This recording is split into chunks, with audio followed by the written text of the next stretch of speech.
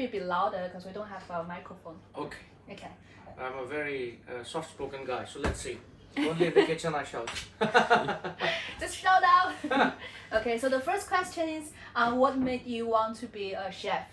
Oh, that was a long time ago, isn't it? When I joined the hotel school, and then my first training when I went for in Sheraton hotels back in India, and that's it. Once I was in the kitchen and the whole excitement of it and fun of it, and that day I decided, yeah, I will be a chef. So, wonderful. So where did you train to cook since then? I've been traveling around a bit, so I started working for Oberoi Hotels back in India, so 2 years of very good intense training. That's when I was a commie.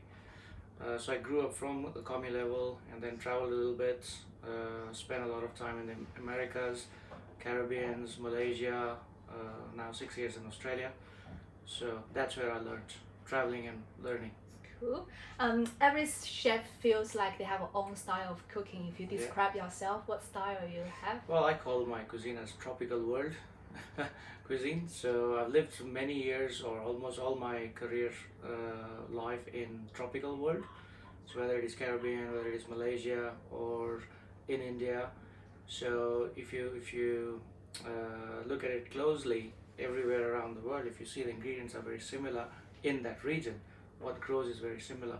So you obviously start to learn, and when you start to work around the cultures, that becomes your cuisine. I love your answer.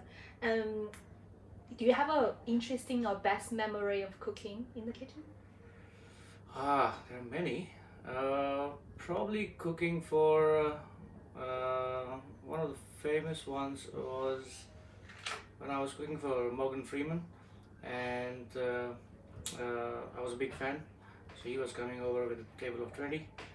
I was very excited to cook for him. So I did this whole extravagant menu for him and all that stuff, and did all that. And I thought that I'll go and meet him, and I had the whole speech ready for him that I'll say this, I'll say that. When I went out to see him, actually, I froze, and that's it. I shook his hand and ran away. But yeah, the memories were good. He was laughing his head off. Love it. One question we always ask chefs: if you're a sweet, what sweet are you? It could be anything: sweet fruit, sweet dessert, anything. Oh, dark chocolate.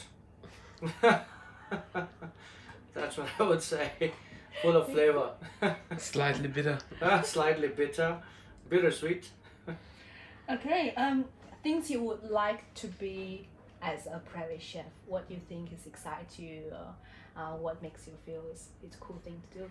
I guess it's first of all it's quite new for me. So it's very interesting to see that what excites me is you're cooking directly in front of the guests, right? And when you're going there and seeing, so it's an immediate confirmation of whether it is good or bad. Let's put it that way.